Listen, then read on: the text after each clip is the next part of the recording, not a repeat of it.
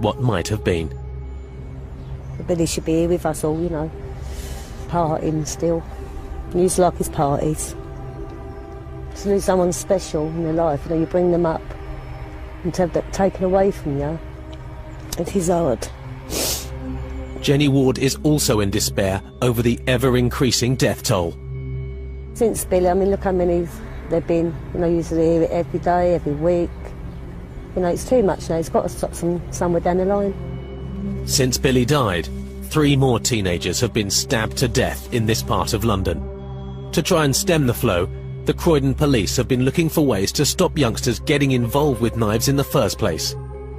Their youth engagement team is run by Sergeant Birmingham, who believes gang culture lies at the root of the problem. His wall has a gangland rogues gallery. There is an escalation of the use of weapons. Crimes of violence have always occurred, but the use of a knife, the use of a firearm, they have increased. There's no two ways about that. What happens is if one gang's walking the streets with some knives and they've got a beef or an argument with another gang, the way to facilitate your own safety is for you to tool up, for you to carry a weapon.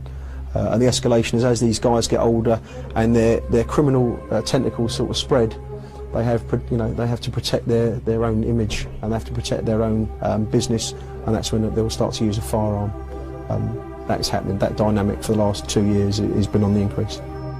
Sergeant Birmingham's team have found the internet gives them the best lowdown on what their local gangs are up to. Some, like the T-Block or GMG, Get Money Gangsters, even have their own websites. The GMG to T-Block are another gang from the Lambeth area, a younger group as well. No one's known as Dave or Terry. Everyone's known by their street names. T-Spar, Stabber, Nichols, Inch, Flips.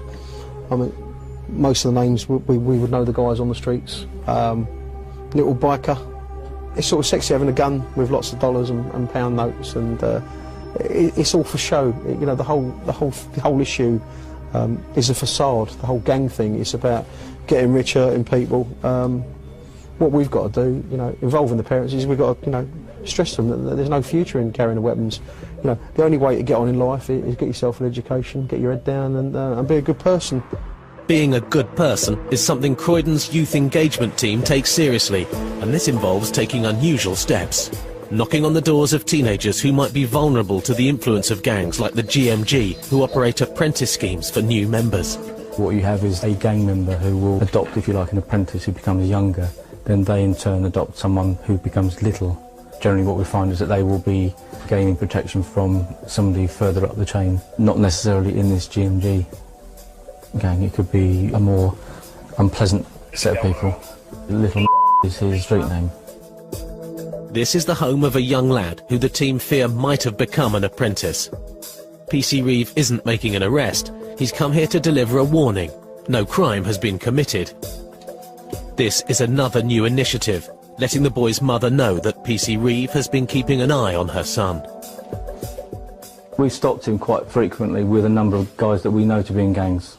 Okay, the stuff that he's written on his wall suggests that he's in a gang. There are little signs like that that we can pick up on, but we can tell you what those signs are as well, so you can look out for them. And obviously if there's issues where you can come to us and say, look, I think in a bit of trouble, we can help to get him out of it.